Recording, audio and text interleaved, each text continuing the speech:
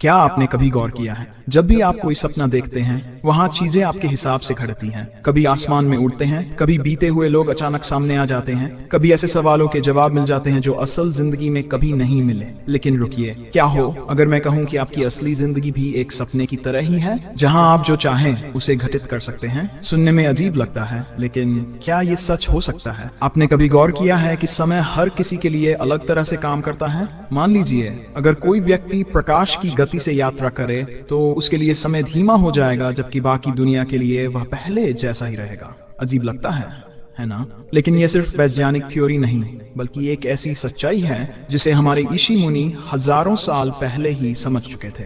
भगवद गीता में कृष्ण अर्जुन से कहते हैं, कालो अस्मि लोकक्ष्य कृत प्रवृद्ध, यानी मैं समय हूँ जो सबका विनाश करता है। लेकिन समय सिर्फ विनाश ही नहीं करता, यह निर्माण भी करता है। ये उसी के पक्ष में काम करता है जो इसे समझता है। अब सोचिए, क्या होगा अगर आप समय को अपने पक्ष में कर लें? अगर आप उस मानसिक स्थिति में आ जाएं जहां भविष्य, वर्तमान और अतीत सब एक साथ दिखने लगे। सुनने में अविश्वसनीय लगता है, लेकिन यह संभव है। आपके अवचेतन मन में वह शक्ति है जो समय की सीमाओं को तोड़ सकती है। यह सिर्फ एक कल्पना नहीं है, बल्कि सापेक्षता के सिद्धांत और आध्यात्मिक ज्ञान के संगम से निकला सत्य है। अभी तक हमें यही सिखाया गया है कि समय आगे बढ़ता रहता है, हम उसके बहाव में बहे जा रहे हैं। लेकिन गीता कहती है कि जिसे आत्मा का बोध हो जाए वह समय के प्रभाव से मुक्त हो जाता है। वैज्ञानिक भाषा में कहें तो जैसे कोई ब्लैक होल के इवेंट होराइजन पर पहुंचकर समय को रोक सकता है, वैसे ही ध्यान और गहरी चेतना के माध्यम से हम अपनी वास्तविकता को नियंत्रित कर सकते हैं। अब आप सोच रहे होंगे कि यह कैसे संभव है? इसका उत्तर गीता में है। जब मनुष्य अपने विचारों पर नियंत्रण पा लेता है तो वह संसार की गति को भी प्रभावित कर सकता है। आइंस्टीन का सापेक्षता का सिद्धांत कहता है कि समय और स्पेस एक इलास्टिक फैब्रिक की तरह है जो गति और गुरुत्वाकर्षण से मुड़ सकते हैं। और गीता हमें बताती है कि जब मन पूरी तरह स्थिर हो जाता है तो यह संसार एक मायाजाल के सिवा कुछ नहीं। लेकिन ध्यान दीजिए, अगर आप इस सिद्धांत की गहराई को महसूस करना चाहते हैं तो आज से एक अभ्यास शुरू कीजिए। हर रात सोने से पहले एक प्रश्न अपने मन में डालिए और सुबह देखिए कि आपके अवचेतन ने आपको क्या उत्तर दिया। यही पहला कदम है उस चेतना को जगाने का जो समय के प्रवाह को समझ सकती है। अगर आपके अवचेतन मन की शक्ति इतनी अद्भुत है कि वह आपकी सोच को वास्तविकता में बदल सकता है, तो सवाल ये उठता है, क्या इसे पूरी तरह नियंत्रित किया जा सकता है? क्या कोई ऐसी विधि है जिससे मनुष्य अपनी चेतना को उस स्तर तक पहुंचा सके जहां उसका अवचेतन मन पूर्ण रूप से उसके नियंत्रण में हो? इसी सवाल का जवाब हमें उस गहरे रहस्य तक ले जाता है जो अब तक बहुत कम लोग समझ पाए हैं। इस रहस्य को समझने के लिए आपको सबसे पहले अपने अवचेतन मन की कार्यप्रणाली को विस्तार से समझना होगा।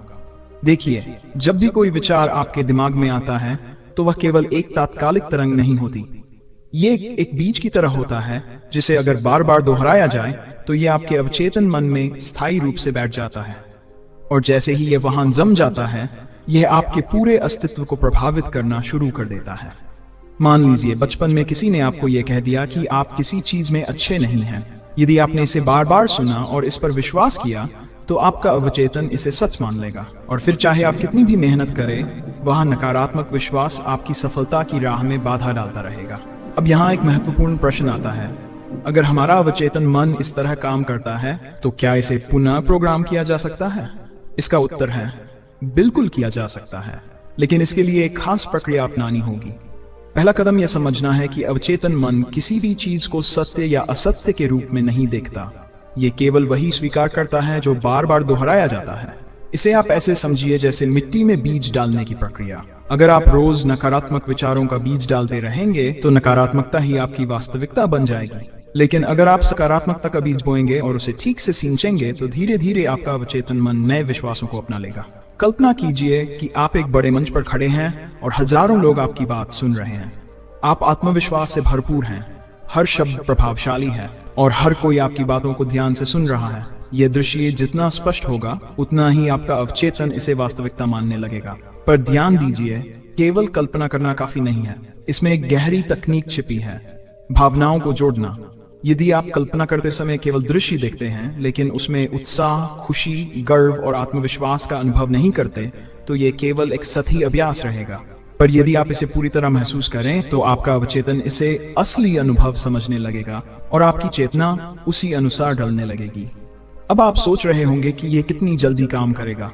इसका उत्तर आपके विश्वास और अनुशासन पर निर्भर करता है।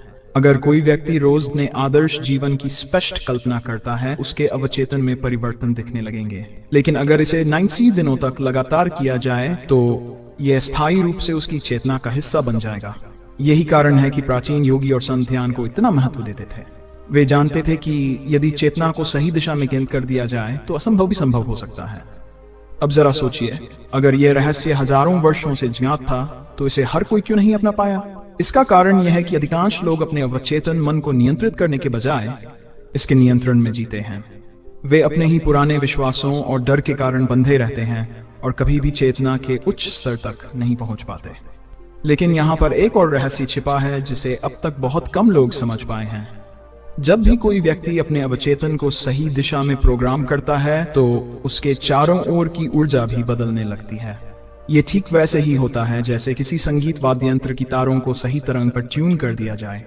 इसका एक अचूक प्रमाण है आकर्षण का नियम। यदि आप किसी चीज को पूरे विश्वास और तीव्र भावना से सोचते हैं तो ब्रह्मांड उसी प्रकार की ऊर्जा को आपकी ओर खींचने लगता है। यह वैज्ञानिक रूप से भी सिद्ध हो चुका है कि हमारे विचारों की एक विशिष्ट तरंग होती है और जब हम किसी चीज पर गहराई से ध्यान केंद्रित करते हैं तो वह ऊर्जा पूरे ब्रह्मांड में फैलने लगती है। अब प्रश्न यह है कि इसे व्यवहारिक रूप से कैसे अपनाया जाए। इसका उत्तर छिपा है 3 गूढ़ विधियों में। 1. सकारात्मक पुष्टि। रोज अपने अवचेतन को नए विश्वासों से भरें। संवेदी कल्पना।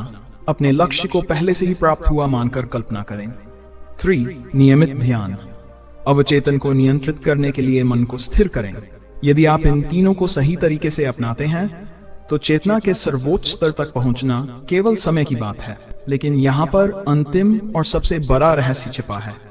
यह प्रक्रिया जितनी सरल लगती है उतनी ही कठिन भी है, क्योंकि इसमें केवल बाहरी बदलाव नहीं बल्कि भीतर से रूपांतरण करना होता है। और यह तभी संभव होगा जब आप इस पर पूरी निष्ठा और धैर्य के साथ काम करेंगे। तो क्या आप तैयार हैं अपने अवचेतन मन को इस तरह से प्रोग्राम करने के लिए कि आपकी वास्तविकता ही बदल जाए? क्योंकि यदि आप इसे सही तरीके से समझ गए और अपनाने लगे तो ये जीवन का सबसे बड़ा चमत्कार साबित हो सकता है। अब तक हमने समझा कि अवचेतन मन को कैसे प्रोग्राम किया जा सकता है और यह किस तरह हमारे जीवन की वास्तविकता को प्रभावित करता है।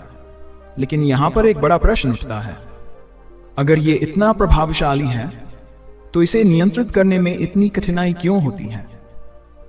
क्यों ज्यादातर लोग अपने अवचेतन को सही दिशा में नहीं मोड़ पाते? इसका उत्तर छिपा है हमारे मानसिक अवरोधों में।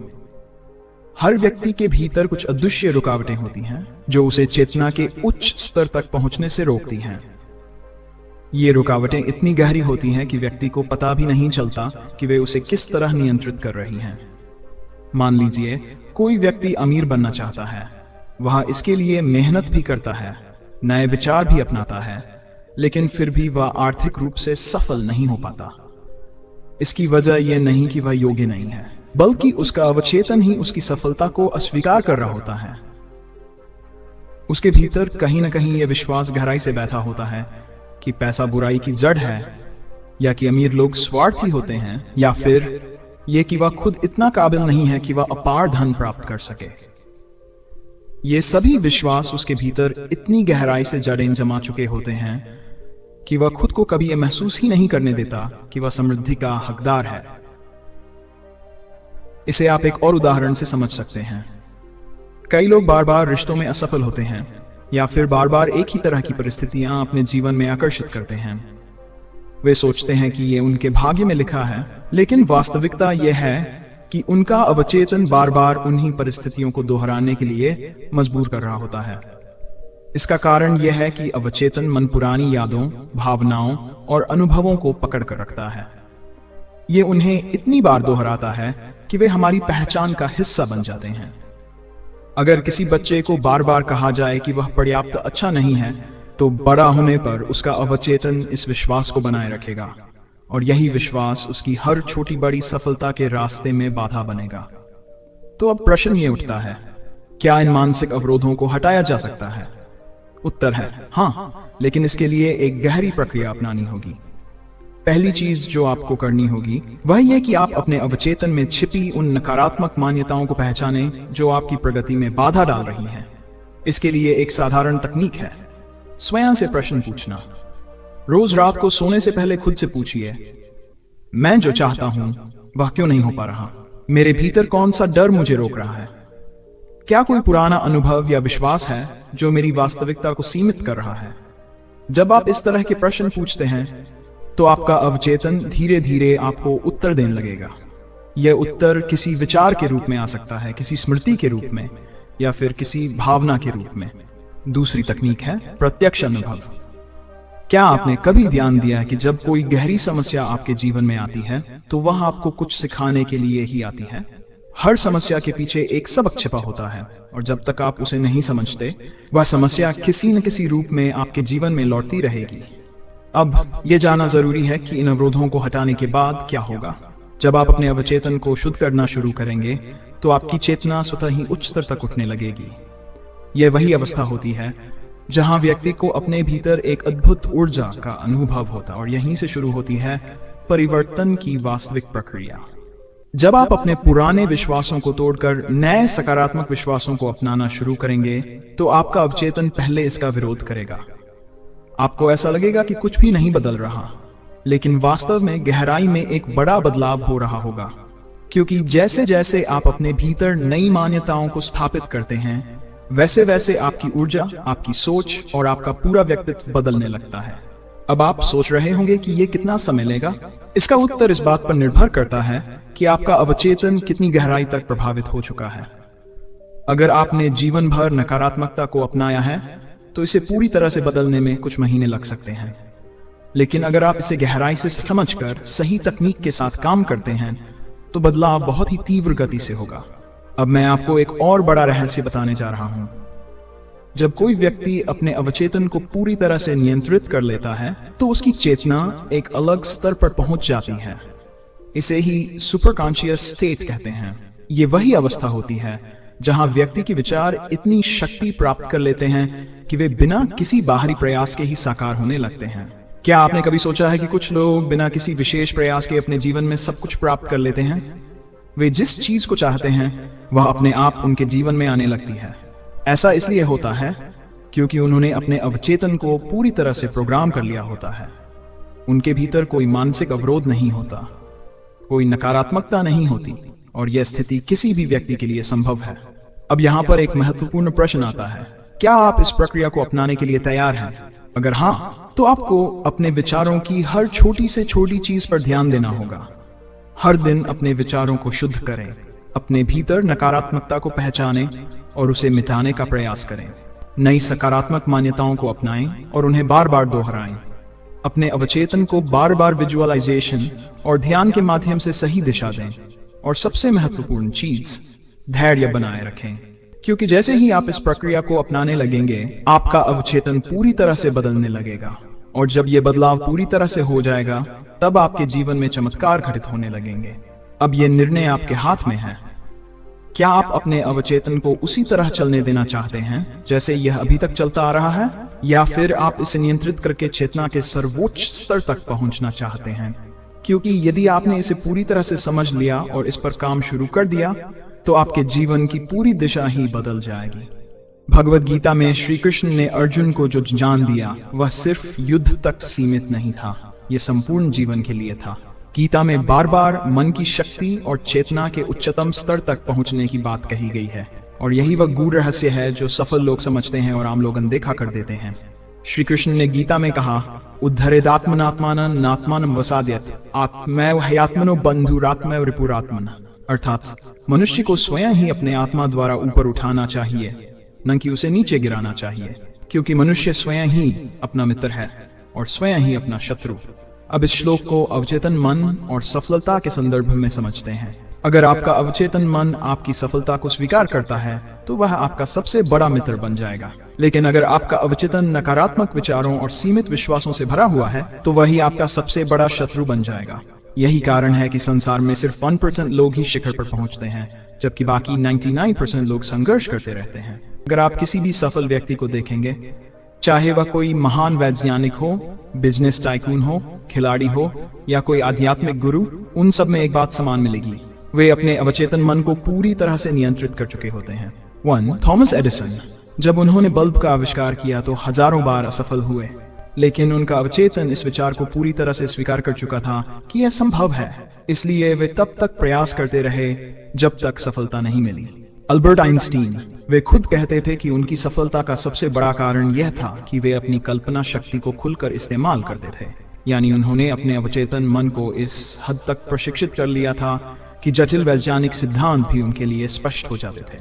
स्टीव जॉब्स, वे बार बार कहते थे कि आपको अपने विश्वास को इतना मजबूत बनाना होगा कि आपका अवचेतन मन बिना किसी संदेह के उस पर कार्य करना शुरू कर दे। उनकी सोच ही थी जिसने एप्पल को दुनिया की सबसे प्रभावशाली कंपनी बना दिया। 4. धीरूभाई अंबानी, जब उन्होंने रिलायंस की शुरुआत की तो उनके पास न तो कोई बड़ी डिग्री थी और न ही कोई विशेष संसाधन, लेकिन उनके अवचेतन ने मान लिया था कि मुझे इस दुनिया में बड़ा करना है, और वही विश्वास उन्हें उस मुकाम तक ले गया जहां आज उनका नाम इतिहास में दर्ज है। 5. विवेकानंद, उन्होंने कहा था, जो कुछ भी आप बनना चाहते हैं उसकी छवि पहले अपने मन में स्पष्ट करें। उन्होंने अवचेतन की शक्ति को गहराई से समझा था और उसी के बल पर वे आध्यात्मिक चेतना के उच्चतम स्तर तक पहुंचे। गीता में श्री कृष्ण बार बार कहते हैं कि मनुष्य अपने कर्मों से ही स्वयं को बदल सकता है, लेकिन यहाँ पर सबसे महत्वपूर्ण बात यह है कि कर्म का मूल स्रोत क्या है? हमारे विचार। और हमारे विचार कहाँ से उत्पन्न होते हैं?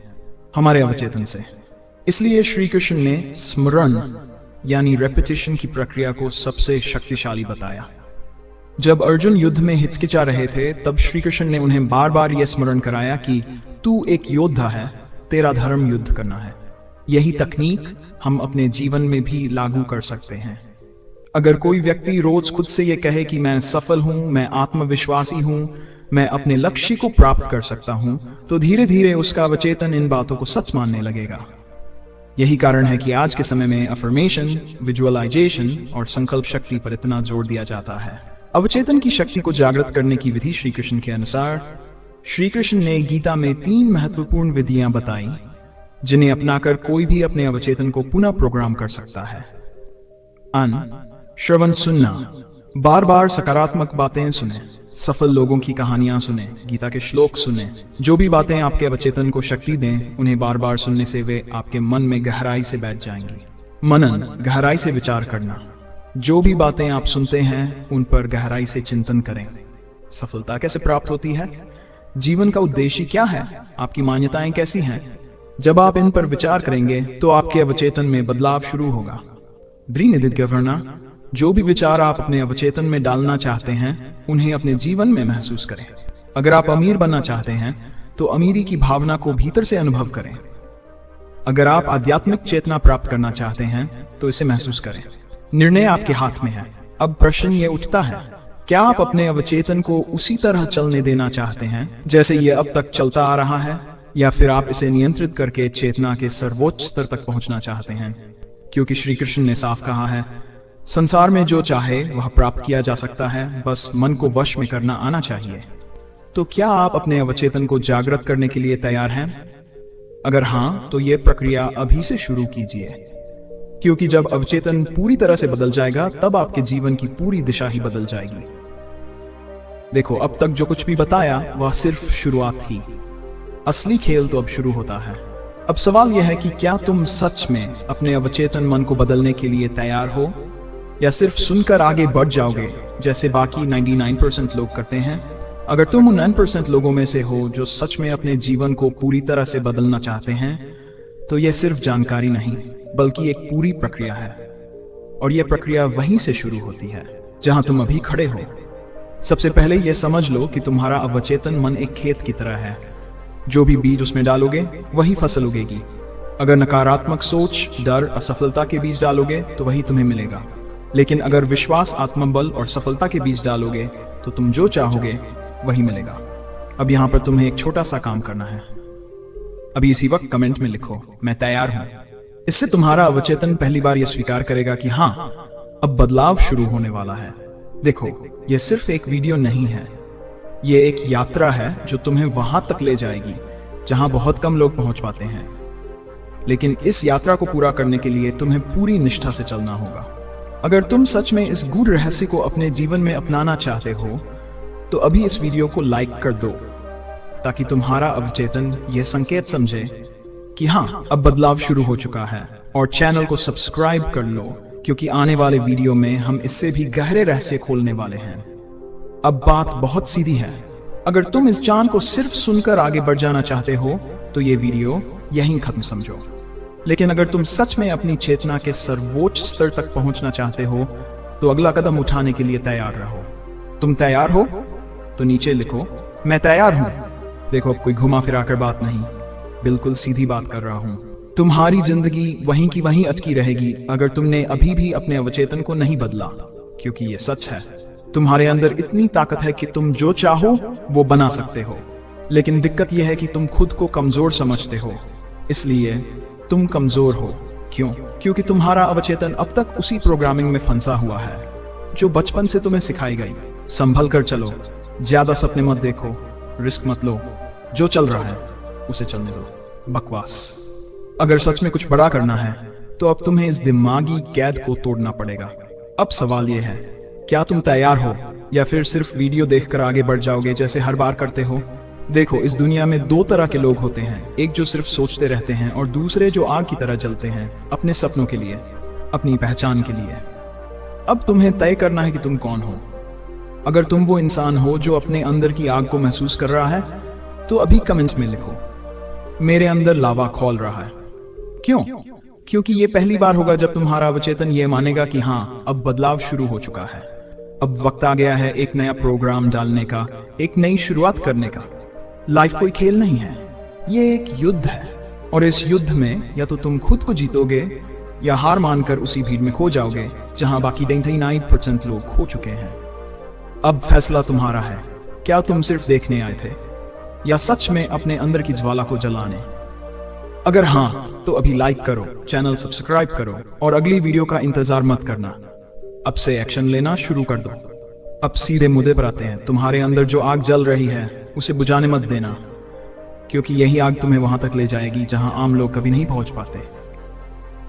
भगवत गीता में श्री कृष्ण कहते हैं, उद्धरिदात्मनात्मान नात्मानम अवसादयत्। अपने मन से ही खुद को ऊपर उठाओ, खुद को नीचे गिरने मत दो। यानी तुम्हारा सबसे बड़ा मित्र भी तुम खुद हो और सबसे बड़ा शत्रु भी तुम खुद हो। अब सोचो, तुम क्या कर रहे हो? तुम अपने ही अंदर की शक्ति को दबा रहे हो, अपनी काबिलियत को अनदेखा कर रहे हो। क्या तुम सच में इस दुनिया में सिर्फ सामान्य जीवन जीने आए हो? नहीं, तुम्हारा जन्म एक महान उद्देश्य के लिए हुआ है। अब जरा जापान के महान दार्शनिक नीत्शे के विचार सुनो, जो व्यक्ति लगातार खुद को बदलता नहीं वह खुद को खत्म कर लेता है। मतलब, अगर तुम आज भी वही सोच रहे हो जो 5 साल पहले सोचते थे तो तुम जिंदा होकर भी मरे हुए हो। जिंदगी उन्हीं की बदलती है जो अपने अंदर लगातार नए विचार, नई ऊर्जा, नई शक्ति को स्वीकार करते हैं। अब सवाल यह है, क्या तुम भी बदलने के लिए तैयार हो या फिर वही घिसे पिटे बहाने लेकर बैठे रहोगे? मेरे पास समय नहीं है, मेरे पास संसाधन नहीं है, मेरे पास सही लोग नहीं हैं। सच यह है कि अगर तुम्हारे अंदर जुनून है तो तुम्हें कोई नहीं रोक सकता। भगवद गीता में कर्मण्येवाधिकारस्ते मा फलेषु कदाचन, तुम्हारा अधिकार सिर्फ कर्म करने में है, फल की चिंता मत करो। तुम्हें बस अब अपने एक्शन पर फोकस करना है, बाकी चीजें खुद ब खुद होने लगेंगी। अब यहाँ रुकना नहीं, अभी इसी वक्त कमेंट में लिखो, मैं खुद को बदलने के लिए तैयार हूँ। और ये सिर्फ शब्द मत लिखो, इसे अपने खून में उतार लो, इसे अपने हर सांस में महसूस करो। अगर तुम्हें लग रहा है कि तुम्हारे अंदर कुछ नया जन्म ले रहा है तो इस वीडियो को लाइक कर दो, चैनल सब्सक्राइब करो, क्योंकि यह सिर्फ एक शुरुआत है। असली बदलाव अब होने वाला है। अब वक्त आ गया है सच का सामना करने का। तुम्हारे अंदर जो ज्वालामुखी खौल रहा है उसे आधे रास्ते पर नहीं छोड़ सकते। ये आग लगी है तो इसे जलने दो, फटने दो, पूरी दुनिया को हिला देने दो। तुम्हें पता है तुम्हारे अंदर क्या है? एक ऐसी शक्ति जो इतिहास लिख सकती है, पर तुमने उसे जंजीरों में बांध रखा है। तुम्हें बताया गया, सीमा में रहो, ज्यादा मत सोचो, ज्यादा मत चाहो। पर सच ये है कि जिसने खुद की सीमाएं तोड़ दी वही इतिहास बना गया। भगवद गीता में श्री कृष्ण ने अर्जुन से कहा था, नन भय नन शोक नन संदेह। जो कर्म योद्धा की तरह करेगा वही विजय पाएगा। तो अब या तो तुम अपने डर के पीछे छिपे रहो या फिर अपने कर्मों से अपने भाग्य को खुद लिखो। अब मैं तुमसे सीधा सवाल करता हूं, क्या तुम अभी भी वही घिसा पिटा जीवन जीना चाहते हो? क्या तुम्हें अभी भी किसी मंजिल का इंतजार है, या फिर आज और अभी अपने अंदर उठ रहे तूफान को आजाद करोगे?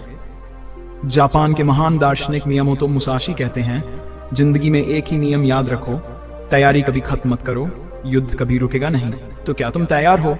तैयार हो उस मानसिक कैद को तोड़ने के लिए जिसने तुम्हें पकड़ रखा है, या फिर वही पुरानी जिंदगी, वही बहाने, वही अधूरा ख्वाब? अगर तुम तैयार हो तो खुद को एक वचन दो, अभी इसी वक्त, मैं खुद की सीमाएं तोड़ूंगा।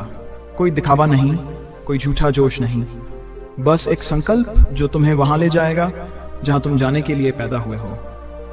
अब फैसला तुम्हारे हाथ में है, या तो इस आग को बुझा दो, या इसे इतनी तेज कर दो कि पूरी दुनिया रोशनी से भर जाए। अब कोई घुमा फिरा कर बात नहीं, कोई मीठी मीठी बातें नहीं। तुम्हारे अंदर कुछ खौल रहा है ना, वो बेचैनी, वो आग, वो कुछ बड़ा करने की तरफ। पर यही वो जगह है जहां 99% लोग हार मान लेते हैं, क्योंकि जब अंदर की आग जलने लगती है तो दिमाग बहाने बनाने लगता है। अब नहीं, कल करेंगे, पहले सही वक्त का इंतजार कर ले। सही वक्त का इंतजार करने वाले लोग ताश के पत्तों की तरह बिखर जाते हैं। तुम कोई मामूली इंसान नहीं हो, तुम्हारे अंदर वही चेतना है जिसने अर्जुन को महायोद्धा बनाया। तुम्हारे अंदर वही आत्मा है जिसने स्वामी विवेकानंद को पूरी दुनिया में गूंजा दिया। भगवद गीता में श्री कृष्ण ने कहा था, जो खुद पर विश्वास नहीं कर सकता उसकी हार निश्चित है। अब बताओ, क्या तुम्हें खुद पर विश्वास है, या फिर तुम भी उन्हीं में से हो जो सोचते हैं अभी नहीं, कभी और सही? सुन लो, ये कभी और कभी नहीं आता। अगर कुछ करना है तो अभी करना है, इसी वक्त करना है, क्योंकि ये जिंदगी तुम्हारी है और इसे सिर्फ तुम बदल सकते हो। अब एक छोटी कहानी सुनो। जापान के एक महान योद्धा थे, तात्सुयोशी फुकुडा।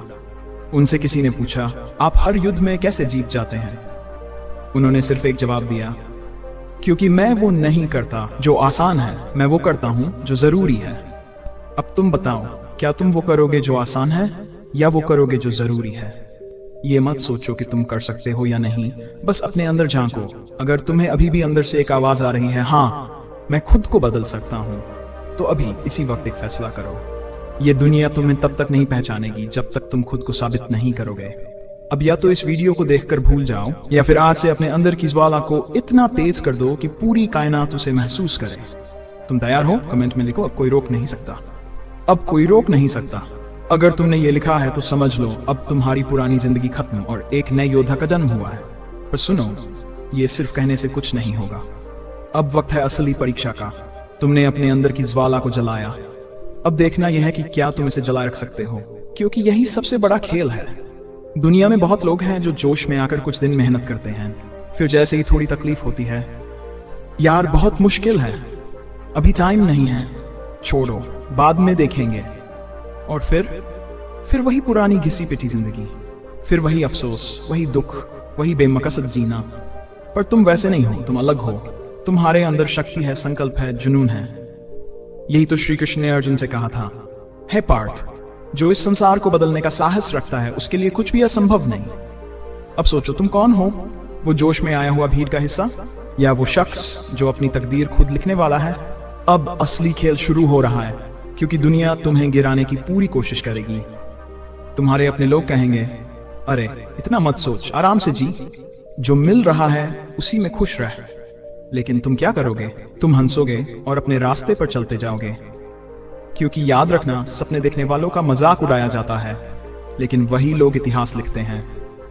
और अब वक्त आ गया है जब इतिहास तुम्हारा नाम लिखे। अब करो वही जो जरूरी है, कोई दिखावा नहीं, कोई घुमा फिरा कर बातें नहीं, बस एक ही संकल्प, मैं पीछे नहीं हटूंगा।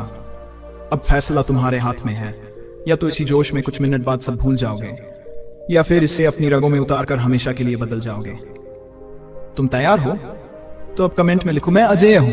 अब असली लड़ाई शुरू हो रही है। जोश सिर्फ एक चिंगारी है, लेकिन क्या तुम इसे जलाए रख सकते हो? यही असली खेल है।